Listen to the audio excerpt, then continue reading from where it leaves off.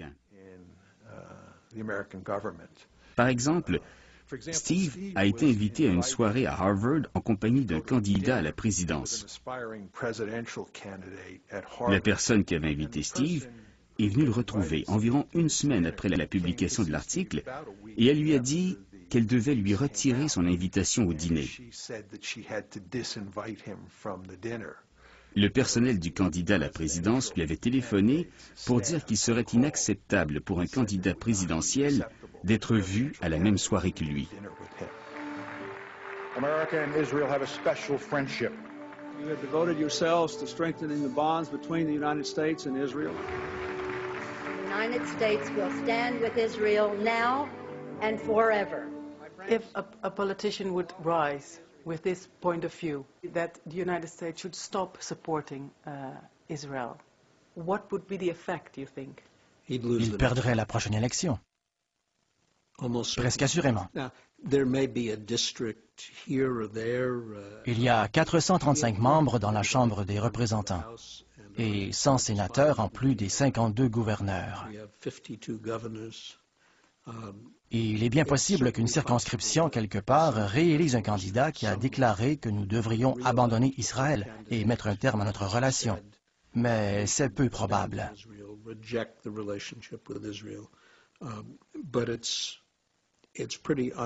Je serais très surpris s'il existait 2, 3 ou 4 districts où la chose soit concevable.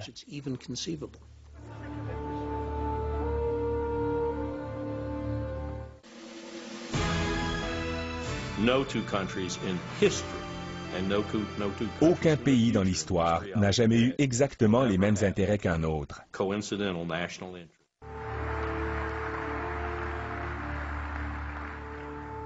Friends owe it to friends to be as candid as possible. So let me say that a precipitous American withdrawal from Iraq would be a disaster for the United States and the entire Middle East. And for the sake of our own security, we will not stand by and let it happen.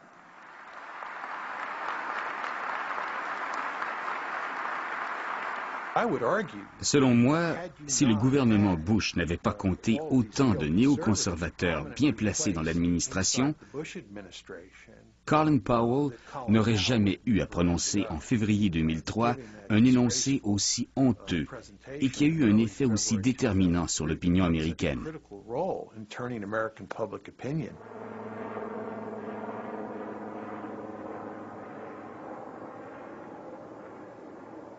My colleagues, every statement I make today is backed up by sources, solid sources. These are not assertions.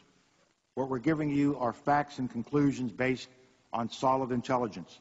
The 4 that are in red squares represent active chemical munitions bunkers. Je ne serais pas parti en guerre à cause de cela. C'est ce que je me suis dit. Je ne partirai pas en guerre. On aurait pu interpréter la plupart de ces arguments différemment de ce que nous avons avancé. Je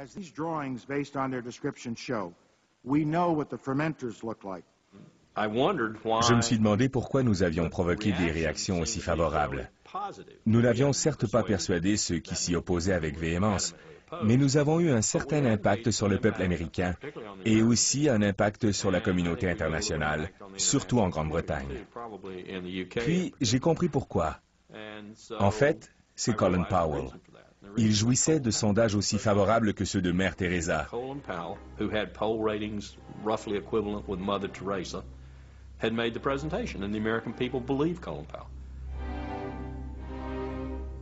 peuple américain croyait en Colin Powell. Si Colin Powell le disait, c'est que c'était vrai. Cela m'a troublé encore plus.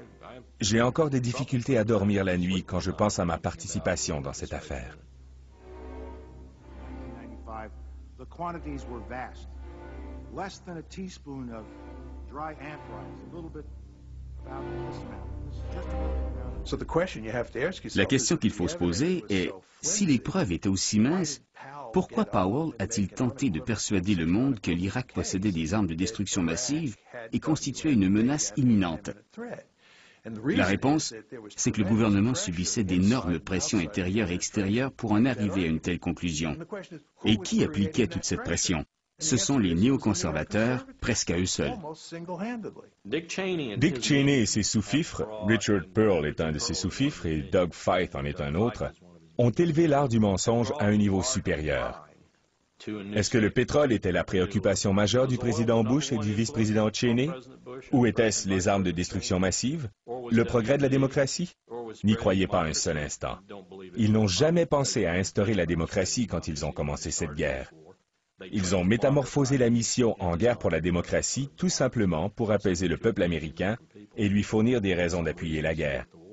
Il faut trouver d'où venaient ces pressions, et il est inévitable que le lobby juif aux États-Unis, et AIPAC en particulier, faisait partie du tableau. Il faut être bien naïf pour ne pas considérer qu'il n'a pas une influence prépondérante sur la prise de décision en matière de sécurité nationale, surtout auprès du gouvernement Bush. Le lobby AIPAC fait sentir son influence via le vice-président Cheney, très influent, et par d'autres personnes, comme Elliott Abrams, Paul Wolfowitz, et un tas d'autres personnes au sein du gouvernement. Évidemment, il ne faut pas perdre de vue le fait que le gouvernement israélien aussi alimentait les services de renseignement américains sur la capacité de l'Irak à produire des armes de destruction massive, constituant ainsi une menace imminente. Il y a un général israélien du nom de Shlomo Braun qui a écrit un article à cet effet. Il soutient qu'Israël a été un partenaire important dans ce complot visant à convaincre le peuple américain et le monde entier que l'Irak constituait une menace imminente. Or, l'Irak n'était pas une menace imminente. Et même si Saddam avait possédé des armes nucléaires, cela n'avait rien à voir. On ne pouvait pas invoquer ces arguments à l'époque aux États-Unis. C'était très, très difficile d'en discuter publiquement, de tenter d'influencer le débat.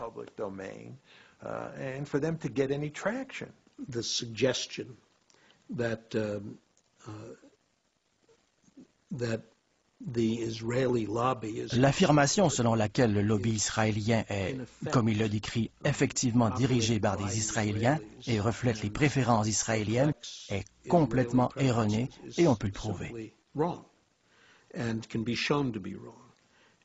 So you don't feel part of the Israeli lobby? Non, je ne fais pas partie du lobby israélien. J'ai mes propres opinions. Je suis sympathique à la cause d'Israël, comme le sont la plupart des Américains. Cela ne m'empêche pas de critiquer une politique d'Israël que je n'approuve pas. Mais ce qu'il faut surtout retenir, c'est que ce n'est pas le gouvernement israélien qui influence les Américains qui sont pro-Israël. Richard Pearl vous répondrait peut-être, s'il disait vraiment la vérité, que les intérêts d'Israël et ceux des États-Unis sont les mêmes. Et si je défends les intérêts d'Israël, je défends aussi les intérêts des États-Unis.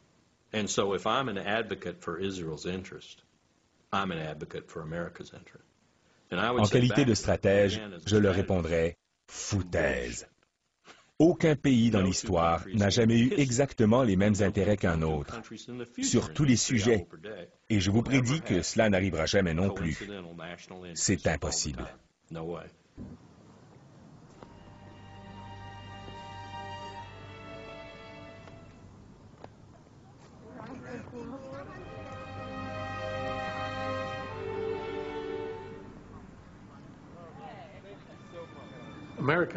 Les États-Unis font partie du parcours de victimisation israélien. Cela a commencé, je crois, dans les années 70, lorsque l'une des façons pour la communauté afro-américaine d'obtenir des compensations pour l'esclavage et ses conséquences a été d'insister sur son rôle de victime de l'histoire.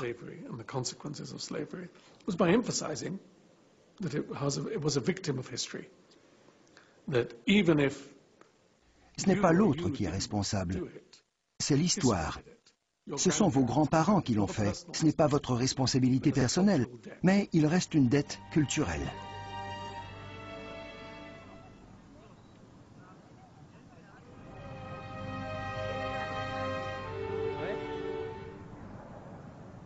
Et le parcours de victimisation ultime demeure évidemment l'Holocauste. David Ben-Gurion, le premier ministre d'Israël, le savait très bien. En faisant sentir à un pays tout entier qu'il était une victime de l'histoire, il a su en tirer avantage. Et si on ne peut pas critiquer quelqu'un parce qu'il se considère comme une victime, que faire alors quand il s'agit d'un pays en entier? Un pays bâti sur sa condition de victime en quelque sorte. J'ai eu des conversations avec des personnes très raisonnables qui m'ont affirmé « Vous avez raison, Israël se comporte mal. Il occupe des territoires, vole de l'eau, vole des terres, bombarde des maisons et le reste. » Mais souvenez-vous de ce qui est arrivé aux Juifs. Il y a tout le contexte, il y a l'histoire, il y a une raison, une excuse pour expliquer cela. On pourrait dire la même chose des Palestiniens. Rappelez-vous ce qui est arrivé aux Palestiniens après le Nakba en 1948. Et puis, il y a eu 1967. Pas surprenant qu'il y ait des attentats suicides. Ça pourrait durer éternellement. Il y a toujours une relation entre les souffrances collectives du passé et les actes individuels du présent. Mais vouloir transformer tout cela en politique officielle est une véritable catastrophe. Et c'est ce qu'on voit aujourd'hui.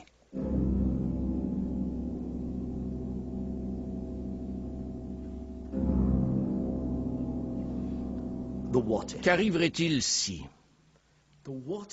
jamais cette vision particulière qui veut que l'intérêt d'Israël coïncide avec celui des États-Unis, ce que je considère personnellement comme totalement contre-productif pour Israël, si jamais on continuait à marteler cette vision auprès du public américain et de la classe dirigeante, qu'arriverait-il si jamais cela avait des répercussions négatives? Daniel Levy a servi dans l'armée israélienne. Il a été l'un des négociateurs israéliens aux pourparlers de paix à Genève, à Oslo et Taba. Aujourd'hui, il travaille à Washington et veut faire entendre une nouvelle voix juive. Le genre de répercussions négatives qui semble plausible arriverait le jour où suffisamment d'Américains et de politiciens élus diraient tout haut: il faut nous désengager de notre allié au Moyen-Orient.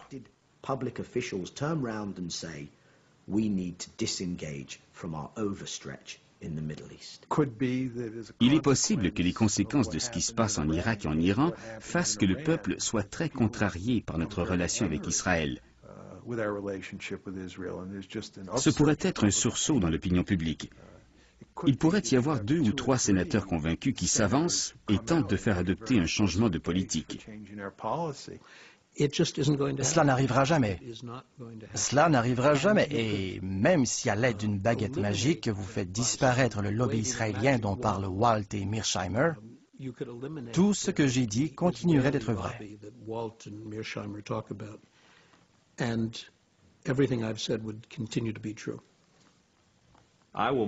Je vais vous faire une prédiction. Si le président actuel nous ordonne d'aller en guerre en Iran au cours des 2 prochaines années, et s'il en donne l'ordre à de larges contingents d'armées de terre ou de Marines, alors vous allez assister à un exode massif des forces armées, un exode de généraux, d'officiers.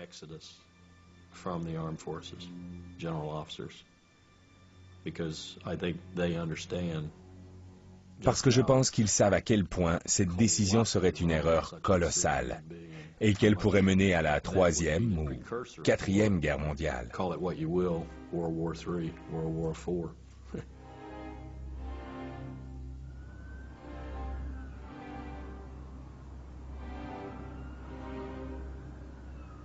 Rappelez-vous l'Empire romain.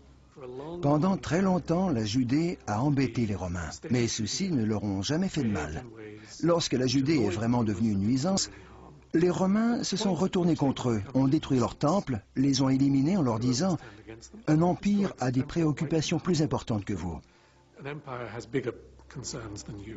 C'est ce à quoi peut faire face Israël au cours des 25 prochaines années.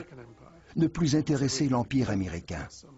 Et pour expliquer pourquoi Israël ne l'intéresse plus, l'Empire américain invoquera le fait qu'il a plus besoin de pétrole que de l'État d'Israël, ou inversement que le pétrole n'est plus vraiment très important. Sa valeur serait inférieure aux problèmes qu'il cause. Toute la question de l'Holocauste et de l'antisémitisme s'éteint peu à peu à cause du renouvellement démographique. C'est une catastrophe pour Israël. Parce qu'Israël n'a pas d'autre ami au monde.